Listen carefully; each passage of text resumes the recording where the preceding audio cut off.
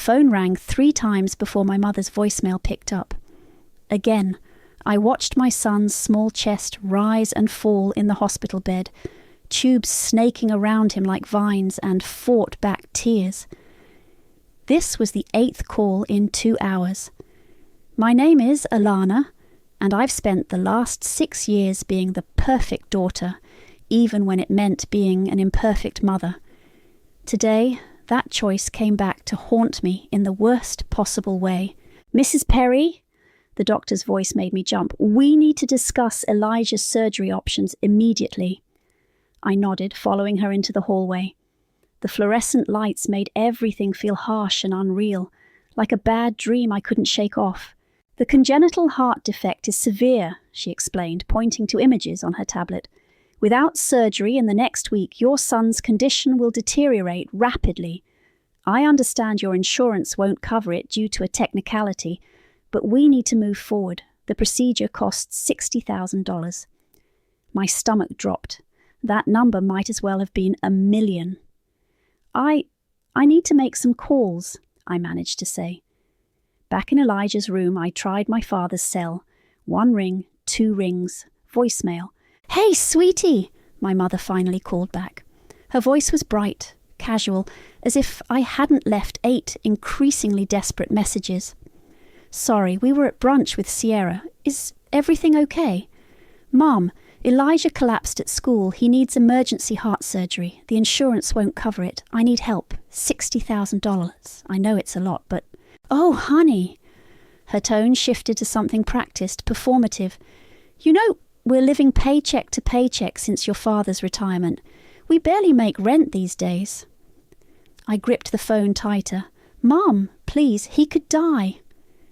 "Have you tried setting up one of those internet funding pages or asking his father?" "Riker?" I laughed bitterly. "He hasn't answered a call in 3 years. Well, maybe this will make him step up. Everything happens for a reason, sweetie." My free hand clenched into a fist. "Mom, what about the money I've been sending? The rent help?" "Oh, that barely covers utilities these days. Times are so hard." She paused. "I have to go. We're meeting Sierra's realtor. Keep us posted." The line went dead before I could respond. I stared at my phone, numb, until a notification popped up. Instagram. I usually ignored Sierra's constant posts, but something made me click. There she was, my baby sister, draped across the hood of a brand new Mercedes. The caption read, "So blessed, my parents are the best." A new car day, blessed and chai luxury life. The timestamp was 2 hours ago. While I sat in a hospital, begging for help to save my son's life, they were at a dealership buying Sierra a luxury car. "Mommy?" Elijah's voice was small, tired. "Can I have some water?" I wiped my eyes quickly and turned to him with a smile. "Of course, baby. Here you go." As he sipped through the straw, his little hand found mine. "Don't cry, Mommy. I'm going to be okay." "I know you are," I whispered, kissing his forehead. "Mommy's going to make sure of it." My phone buzzed again. A text from my mother. "Don't forget, we need this month's rent help by Friday. Times are so tight. Love you." I looked at my son, then at the text, then at Sierra's Instagram post. Something cold and hard crystallized in my chest. For 6 years, I'd worked double shifts, skipped vacations, bought second-hand everything just to help my struggling parents. Every guilt trip, every tearful phone call about bills, every "just this once" that became every month, it all clicked into place. The nurse came in to check Elijah's vitals. "Ma'am, the financial office needs to know how you'd like to proceed." I stood up, straightening my shoulders. "Tell them I'll be there in 5 minutes, and I need copies of every payment I've made to this hospital for the last 6 years." "Of course. Is there anything else?" I looked at my sleeping son, then at Sierra's Instagram post one more time before deleting the app. "Yes, I need the number for that lawyer who helps with medical fundraising, and then I need to make a few calls about my own financial records." The nurse nodded but paused at the door. "Are you okay?" "No," I said quietly, "but I'm about to be. Girl, you need to see this. Yvette spread printouts across my kitchen table while Elijah napped in the next room. I pulled every bank statement from the last 6 years. You weren't just helping with rent, you were funding their whole lifestyle. I stared at the highlighted numbers until they blurred. 43,175. That can't be right. Oh, it's right. Yvette jabbed her finger at different entries. Look at the patterns. Every time you sent them money for emergency repairs or medical bills, Sierra posted about a new designer bag or a spa weekend. My hands shook as I picked up one statement. This was when Mom called crying about the roof leaking. I sent them $3,000. And 3 days later, Yvette pulled up Sierra's Instagram on her phone. Your sister's surprise birthday trip to Cancun, paid for by your loving parents. The memory hit me like a slap. I'd eaten ramen for a month to send that money. There's more, Yvette said quietly, pulling out an email I'd forgotten about. Remember this? Your mum sent it last year, said it was just routine paperwork for their retirement planning. I squinted at the document. Power of attorney forms? Which you never signed, thank God. Yvette's voice was hard. Alana, they were setting you up. If you'd signed this, they could have taken loans in your name. My phone buzzed. Another text from my mother. Sweetie, we need to talk about Elijah. Your father and I have been thinking maybe he could stay with us while you sort out this medical situation. We know a wonderful care facility. Don't respond, Yvette warned, seeing my face. Not until we finish this. The doorbell rang, making us both jump. Through the window I saw my father's car. I'll get rid of them, Yvette stood, but I grabbed her arm. No, I need to do this. I opened the door to find both my parents on the porch. Mom was wearing new designer sunglasses. I recognized them from Sierra's Mother's Day hall post last month. Honey, Mom stepped forward for a hug. I stepped back. We've been so worried. Why haven't you answered our calls? I've been busy, I said flatly. Going through some old financial records. Dad shifted uncomfortably. Now's not the time for bookkeeping, sweetheart. Your boy needs you focused on him. Funny you should mention Elijah. I pulled out my phone, showing them Sierra's car post. This was the day I begged you for help with his surgery. Nice Mercedes. Mum's face changed just for a second before the concerned mask slipped back on. Oh, that old thing. Sierra got such a good deal and she needed reliable transportation for her new business venture. Stop lying. My voice was barely a whisper. I have the receipts, all of them. Every time you cried poverty while spending my money on Sierra's lifestyle. Every guilt trip, every manipulation, every lie. How dare you? Mom's voice rose. After everything we've done for you, we raised you. You raised me to be your ATM. I pulled out the power of attorney form. And then you tried to take even more. Dad stepped forward. Now, Princess, your mother and I, get out. The words felt like ice in my mouth. Get out before I show the police exactly where my 43,875 went. You wouldn't, Mom gasped. We're family. Family? I laughed.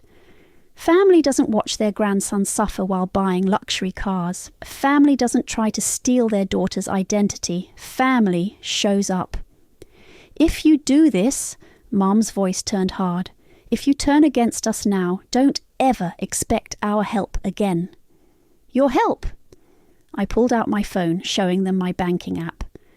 I just took out a second mortgage on my house to save my son's life. Where were you? Oh, right, at the Mercedes dealership. They left in a flurry of threats and tears. I closed the door and slid down against it, shaking. Yvette sat beside me, holding my hand. You okay? No, I wiped my eyes. But I will be. Mommy, Elijah called from his room, can you read me a story? I stood up, straightening my clothes. Coming, baby. What's your next move? Yvette asked quietly. I picked up the stack of financial records. First, I'm going to read my son a story. Then I'm going to call that lawyer friend of yours. And then I looked at my phone as another guilty text from Mom lit up the screen. Then I'm going to show them exactly what happens when you mistake kindness for weakness. Good, Yvette nodded. Because there's something else you need to see. A letter that came to your address by mistake, addressed to your mother from some law firm about an inheritance. The hospital waiting room smelled like anxiety and old coffee. Elijah had been in surgery for 3 hours, the crowdfunding money and second mortgage barely covering the costs. I kept checking my phone, not sure what I was waiting for. Maybe an apology that would never come. Alana, I looked up and felt my stomach drop. Riker stood there in an expensive suit, looking exactly like the man who'd walked out on his 2-year-old son. What are you doing here? I stood up, hands shaking. Your mother called me. He smiled, that practiced smile that used to make my knees weak. Said our boy needs help. I'm here to offer it. Our boy? I laughed. You mean the one whose birthday cards you return unopened? The one whose child support you've dodged for 4 years? He sat down uninvited, spreading his arms across the back of the chairs. People change, Alana. I've grown up, built a successful business. I want to make things right. By showing up now, when he's in surgery? I'll cover half the costs, he said smoothly. All you have to do is change his last name to mine and agree to joint custody. The world went silent for a moment. What? Think about it. The Hudson name means something now. Private schools, connections, opportunities. All he needs is my name and... Get out! My voice was steady, surprising even me. Don't be emotional about this. You're offering to buy my son. I stepped closer. While he's on an operating table, fighting for his life, you want to negotiate like he's a business deal. Be reasonable. Reasonable? I pulled out my phone, opened the camera. Smile, Riker. This is going straight to my lawyer. Proof you tried to buy custody while my son was in emergency surgery. Should play great in court. His face darkened. You always were difficult. No, I was just waiting to grow a spine. I pointed to the exit. Leave before I call security. He stood, straightening his tie. You're making a mistake. That boy needs a father. He has everything he needs. What he doesn't need is someone who sees him as a transaction. After he left, I sank back into the chair, hands trembling. My phone buzzed. A text from Sierra. OMG, saw Riker at the hospital. He looks amazing. Maybe this is your second chance. I blocked her number. Mrs. Perry? A nurse appeared. Elijah's out of surgery. Everything went perfectly. The relief hit me so hard I nearly collapsed. She led me to recovery, where my son lay sleeping, his colour already better than it had been in weeks. Hey, baby, I whispered, touching his hand. Mommy's here. His eyes fluttered open. Did they fix my heart? They sure did, sweetheart. Good, he smiled sleepily. Now you don't have to worry anymore. I kissed his forehead, fighting tears. I'll always worry. That's my job. Mrs. Perry! Another nurse appeared with a clipboard. There's some paperwork we need to go over. I followed her to the desk where she handed me a thick envelope. This was delivered for you an hour ago. The return address made my heart stop. It was addressed to my mother, but delivered to my address from Griffin and Associates law firm. Is everything okay? The nurse asked. Fine, I said automatically, sliding the envelope into my bag. Just some legal stuff. Back in Elijah's room, my phone lit up with a message from Yvette. Did you get it? The letter? Don't open it yet. Wait for me. There's something you need to know about your mother's uncle first. Another text came through, this one from my mother. Honey, we're so worried. No one's heard from you in days. Your father's blood pressure is through the roof from stress. Please don't punish us like this. I looked at my sleeping son, then at the mysterious envelope in my bag. Something wasn't adding up, and for once, I wasn't going to ignore the math. Mommy, Elijah's voice was drowsy. Can you stay? Always, baby. I settled into the chair beside him. I'm not going anywhere. Good. He drifted off again, his monitors beeping steadily. I pulled out the envelope, turning it over in my hands. Whatever was inside might change everything, but first I needed to make sure my son was safe. The rest could wait. My phone buzzed one final time. Yvette again. Trust me on this. That envelope, it's going to blow their whole story wide open. Your mother's broke act. Get ready for the performance of a lifetime to come crashing down. $100,000. I stared at the inheritance document, my coffee growing cold on Yvette's kitchen table. They inherited $100,000 3 months ago. From your mother's Uncle Griffin. Yvette spread out more papers she'd gathered. The same uncle she told everyone was poor and crazy when he tried to warn her about her spending habits last year. My hands wouldn't stop shaking. 3 months ago. They got this money 3 months ago, and when I begged them to help save their grandson's life, they bought Sierra a Mercedes instead. Yvette's voice was gentle but firm. And that's not all. Look at these incorporation papers. I squinted at the documents. Sierra's Luxury Boutique, LLC, initial investment of $75,000, filed 2 months ago. Yvette tapped the date. They used most of the inheritance to fund Sierra's vanity project, knowing Elijah had a heart condition. The room started spinning. All those nights I'd laid awake, wondering how I'd save my son. All those calls to the insurance company begging for coverage. All while they had the money to help, and chose not to. There's more, Yvette said quietly. Sierra's business, it's being investigated for selling counterfeit designer goods. The police raided her store yesterday. My phone rang, my mother's ringtone. I let it go to voicemail. She's been calling non-stop, I said, leaving messages about how much they're struggling, how they might lose their house. Play the latest one. I hit speaker. Alana, please, we're being evicted. Sierra's in trouble. The business is ruined. We need you. You're the only one who can help us. Please, baby, we're your family. Yvette raised an eyebrow. Funny how they only remember your family when they need something. I can't. I stood up, pacing.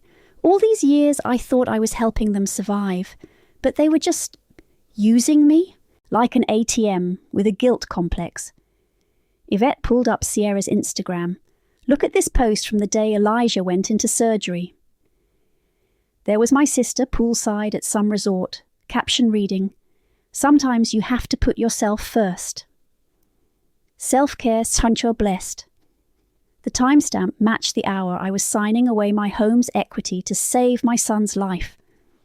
My phone buzzed again, a text from my father. "Princess, please, your mother hasn't eaten in days. We're desperate. Family helps family. Family helps family," I repeated, the words tasting like ash. Where was that philosophy when Elijah was dying? Yvette touched my arm. "What are you going to do?" I picked up the inheritance documents, my hands steady now. "First, I'm going to send copies of these to their landlord. Proof they lied about their income on their rental assistance application. And then I'm going to forward Sierra's counterfeit supplier emails to the detective handling her case." I started typing on my phone. Anonymous tip. "Alana, they watched my son almost die, Yvette." My voice cracked. "They had the money to save him, and they bought Sierra a car instead. Then they tried to help Riker buy custody of him." Another voicemail from my mother. "Please, baby, we're sleeping in our car. Sierra's having panic attacks. We need you." I deleted it without listening to the end. "Your revenge isn't just about punishment," Yvette said softly. "It's about justice." "No," I corrected her, gathering the documents.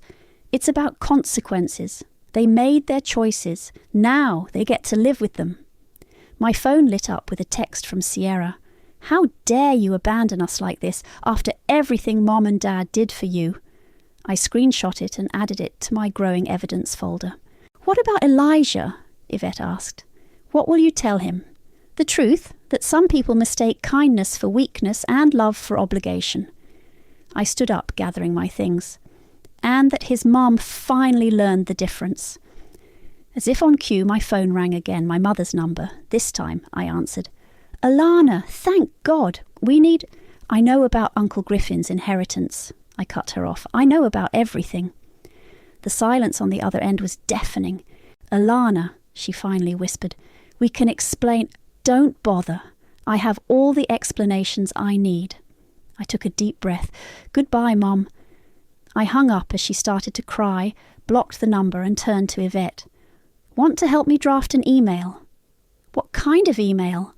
I smiled, and it felt like breaking chains.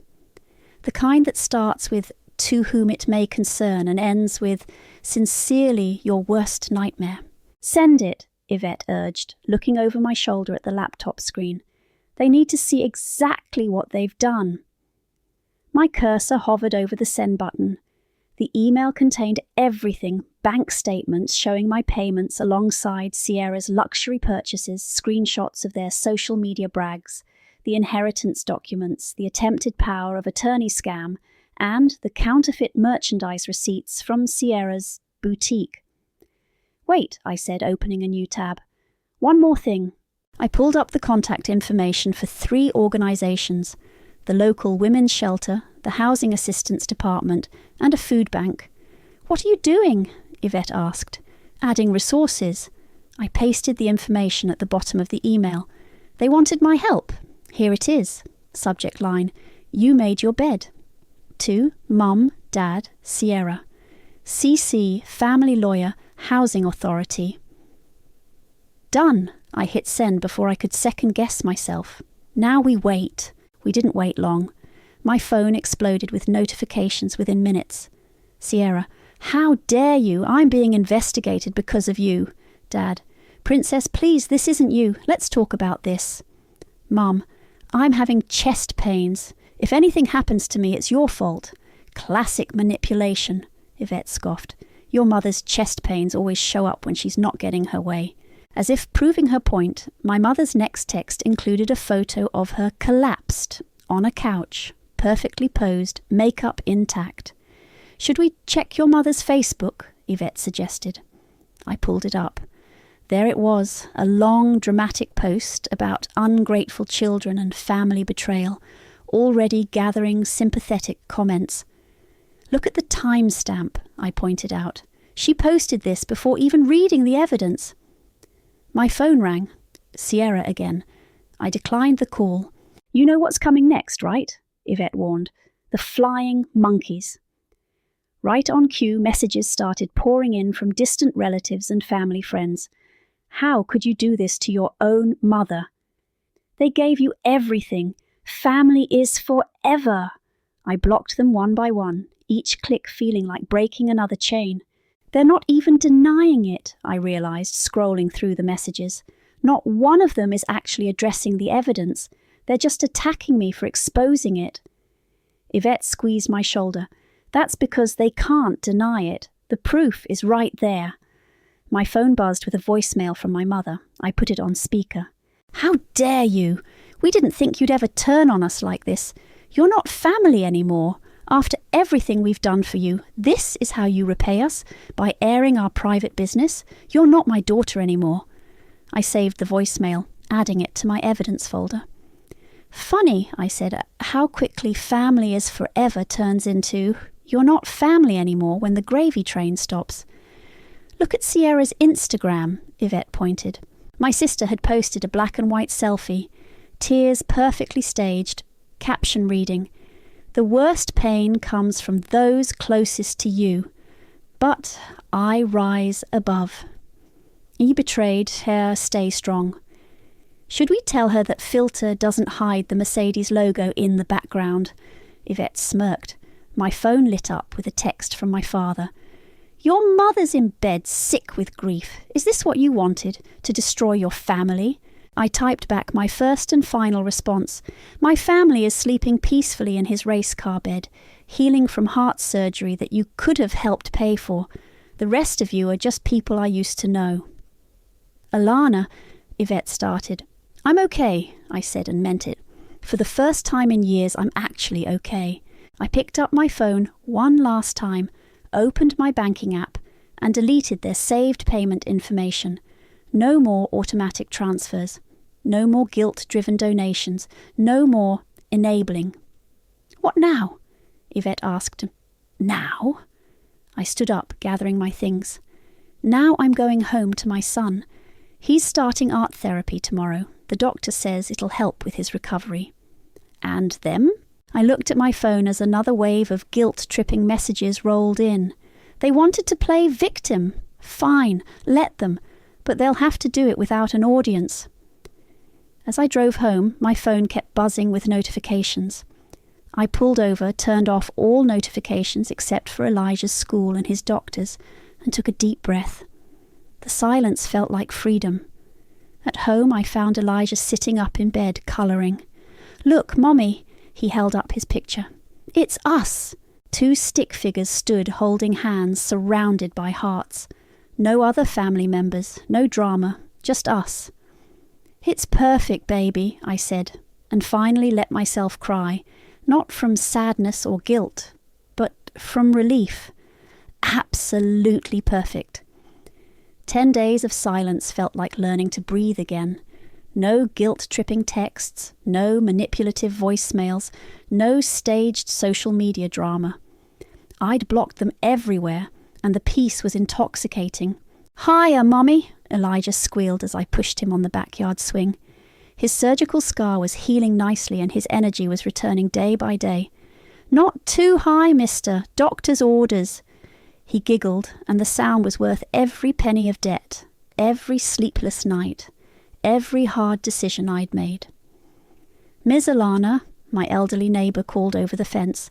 There's some people sitting in a car across the street. Been there about an hour. Want me to call the police? My heart skipped. I knew without looking it would be my parents' car. No need, Mrs. Rodriguez. I'll handle it. I helped Elijah off the swing. Baby, time for your afternoon medicine. But Mommy, tell you what, take your medicine and we'll make those special cookies you like. Once Elijah was safely inside with Mrs. Rodriguez, I walked to the street. The car's windows were tinted, but I could see my parents' silhouettes. They didn't get out.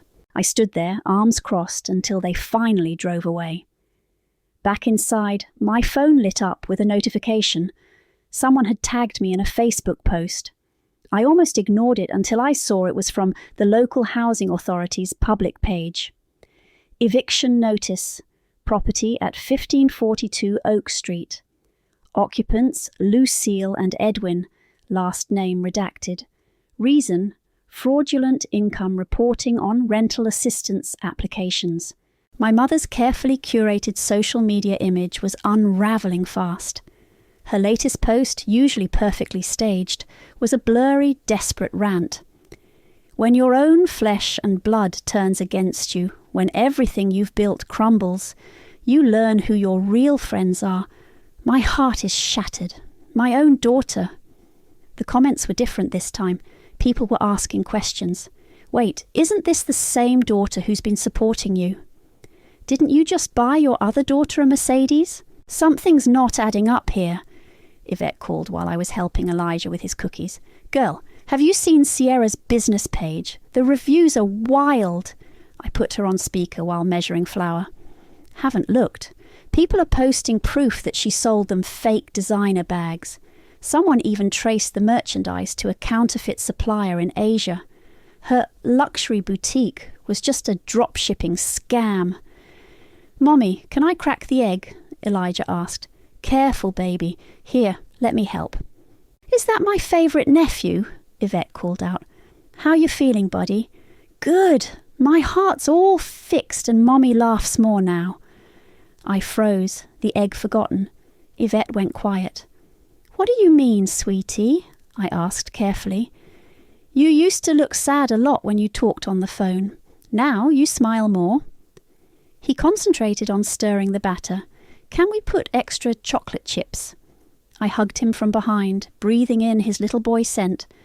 Extra chocolate chips it is. After he went to bed that night, I finally looked at Sierra's business page.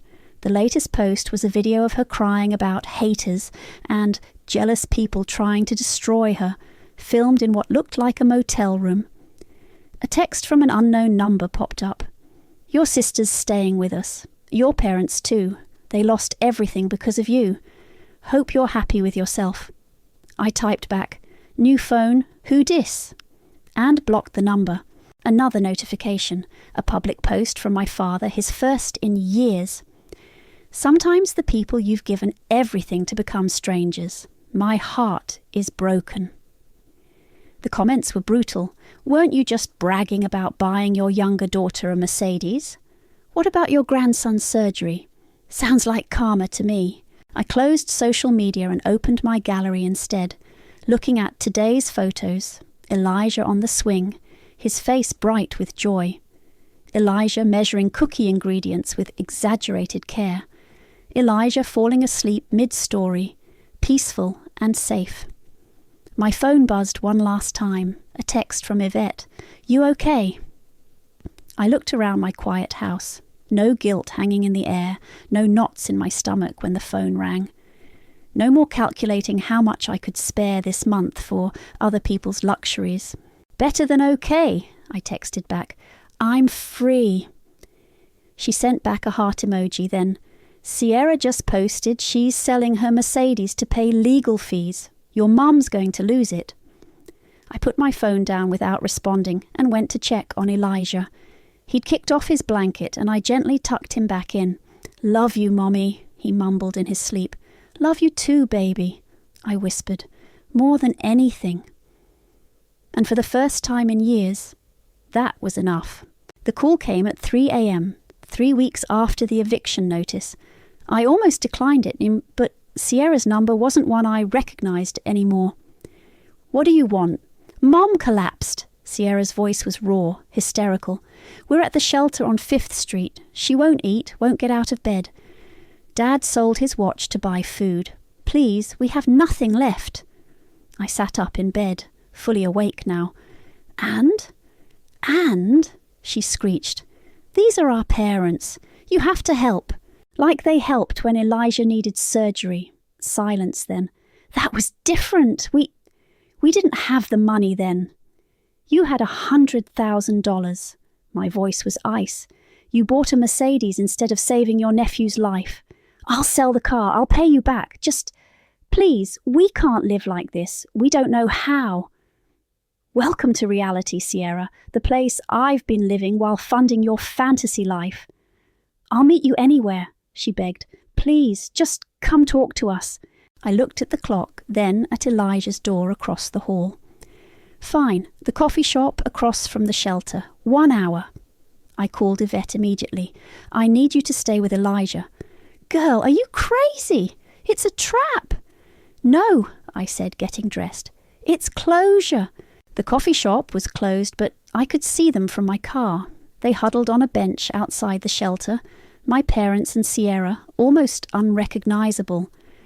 Gone were the designer clothes and perfect makeup. They looked normal, broken, human. I parked across the street, watching. My mother spotted me first. She started to rush over, but I held up my hand, staying in my car. After a moment, they got the message and stayed put. I rolled down my window. Baby, please, Mom called out. We're sorry. We've learned our lesson. Have you? I called back. Or are you just sorry you got caught? We'll do anything, Sierra cried. I sold the car, but nobody will hire me with the fraud charges. We have nothing. Nothing? I laughed. I had nothing when Elijah was dying, when I begged you for help, when I mortgaged my future to save my son while you bought luxury cars. We were wrong. Dad stepped forward. Princess, please, we're sleeping on shelter cots. Your mother's sick. My son was sick. My voice cracked. He needed you, and you chose Sierra's boutique scam instead. I didn't know it was counterfeit, Sierra wailed. The supplier promised. Stop lying. I got out of the car but stayed on my side of the street. I saw your messages with the supplier. You knew exactly what you were selling. Mom tried a different approach. We're still your family. No. The word felt like freedom. Family shows up. Family sacrifices. Family chooses love over luxury. You're just people who share my DNA. What do you want from us? Sierra screamed. To suffer? To lose everything? I want you to learn what it feels like to save yourself. I got back in my car. Nobody ever saved me. I did it alone. Alana, please. Mom stumbled forward. We have nowhere else to go. I pulled out 3 pieces of paper, held them up. Housing assistance application, food bank registration, job training program. The same resources I used while supporting all of you. That's my final offer. But Sierra's voice was small now. How do we figure it out? I started my car. Like I had to. You're really leaving us here? Dad called out. No, I said clearly. I'm leaving you exactly where you left me, on your own, with a chance to either sink or swim.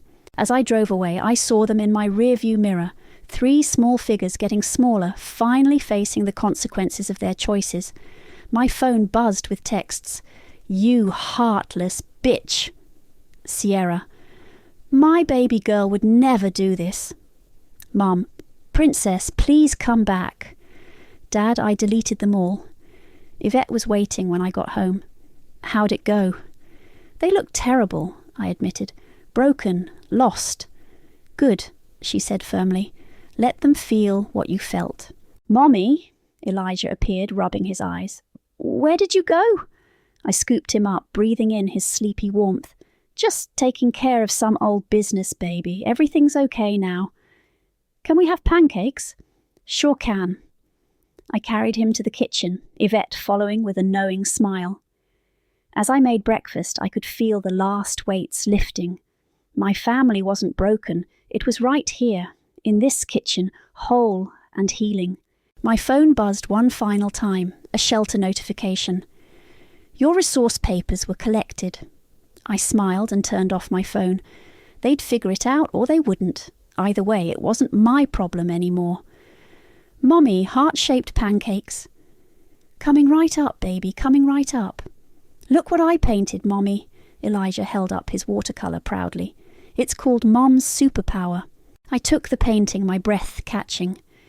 He'd drawn me holding up what looked like the moon, stars scattered around us. The colours were bright, hopeful, nothing like the dark days of his surgery. It's for my art therapy show tomorrow, he explained.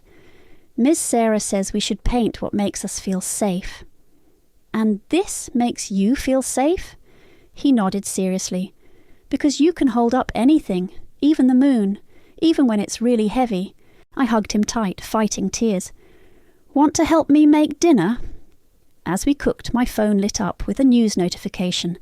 Local boutique owner pleads guilty to fraud charges. I deleted it without reading further. The doorbell rang. Yvette stood there with a folder.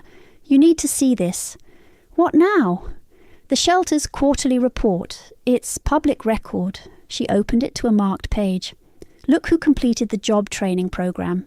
There they were, my parents' names, Sierra's too. All 3 listed as successfully employed. Good for them, I said, and meant it. That's not all. Yvette pulled out a printout of a social media post. Sierra's first in months, no filters or staged drama.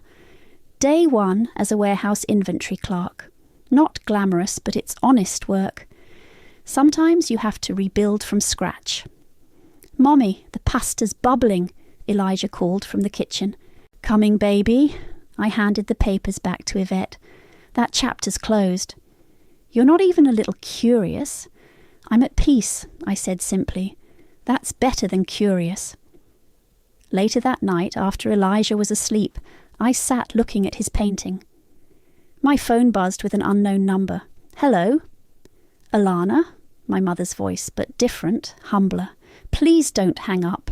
I waited. I'm not calling to ask for anything, she said quickly.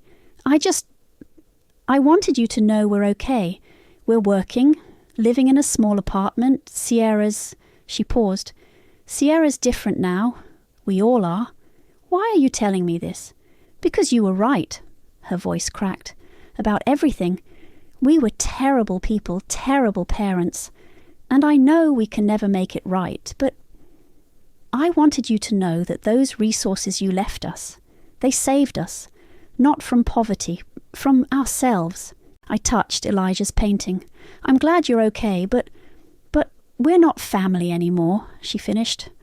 I know, we lost that right. I just wanted to say thank you, and I'm sorry. for everything. After we hung up, I didn't feel sad or angry or vindicated. I felt light. The next day at Elijah's art therapy show, his painting drew a crowd. The art therapist pulled me aside. "He's processing everything beautifully," she said. "Most children who've been through trauma paint darkness. He paints light." "Because he's safe now," I replied. "We both are." That evening, I found an envelope in my mailbox. Inside was a check, not a huge amount, but significant. A note read, "Sold my designer collection. It's not much, but it's a start. Sierra." I took a picture of the check, then shredded it. Some debts can't be repaid with money. "Mommy," Elijah called from his room, "can you read me a story?" "Which one, baby?" He held up his favourite book, the one about the mother who would move mountains for her child. As I read, he snuggled close. "Mommy, are you sad about Grandma and Grandpa?" I kissed his forehead. "No, baby, I'm proud of us. Because we're strong. Because we're free." He fell asleep holding his stuffed lion, the one he'd had in the hospital. I watched him breathe, steady and strong, his heart finally healing. My phone lit up one last time, a text from Yvette. "You good?" I looked around my peaceful home, at the finger paintings on the fridge, at the medical bills marked paid, at my sleeping son who painted me holding up the moon. "They thought I was survival from the wreckage," I texted back, "but I was the sea and they never learned to swim." I turned off my phone and curled up next to Elijah, listening to his steady breathing. Outside, the moon hung bright and beautiful, held up by nothing but its own light, just like us. The end.